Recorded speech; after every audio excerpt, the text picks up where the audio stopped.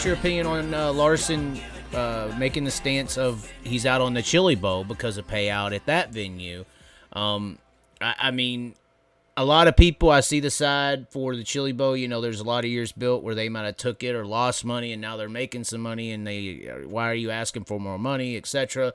I mean, you're somewhat in a situation where you're building an event, you're trying to make it extremely successful. I don't know. How would you feel if this was happening to you, and how do you feel about Larson's decision on such an event like that?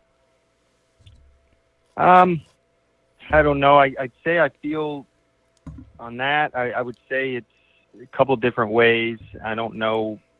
I mean, obviously, he's using his voice and the power of his voice to possibly, I don't know the things he's actually said publicly about that, but if he has publicly made it very clear he's not supporting it for those reasons. He said he's not raising it because of the payout not increasing.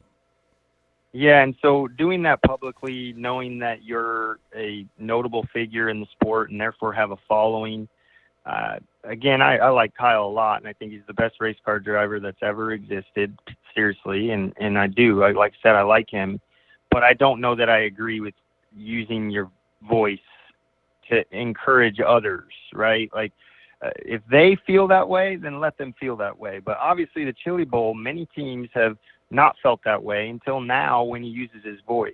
And that being said, though, you could look at it on the other side and say, well, a guy with power needs to use his voice, right? Because that's what creates if change, nobody right? speaks up, people just keep until Rosa Parks sits at the back at the front of the bus. Nobody ever stands up to start getting their rights.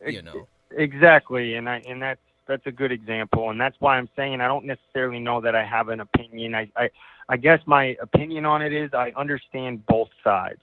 I understand why, as maybe a promoter in an event, you think that that's wrong. What he's created this following of anti-supportive events because of the financials of it. But I also could very much stand behind Kyle and say I agree and say, hey, we need more of these higher paying events. Obviously, I'm for higher paying events, and feel like I have a history of doing big things for racers. So I can totally stand with him, but I could also stand with the promoters and understanding sometimes you don't know the full story. You can't just assume that the Chili Bowl is printing money. Okay. Now, do we all think they are? Sure. Everybody thinks that I print money at the Dome, but there's a lot that goes into it, right? You have a lot of expenses, a lot of overhead, and I think that their biggest thing is that it's been what it is for so long. I mean, heck,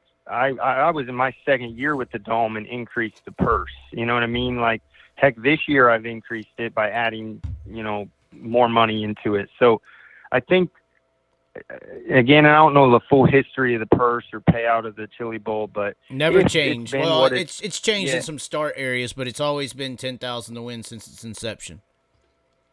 Yeah. So, I mean, it's kind of one of those things where, again, I think I side with both of them on that in some aspects, and couldn't necessarily give a hard opinion on one or the other. But as I said before, and I think as I've shown as a promoter, I'm very much for paying the racer. I always have been, and as a racer myself, I think it's part of sustainability. I mean, one group, one organization pocketing a lot of money is not how we go anymore. This is how we ride, this is how we do.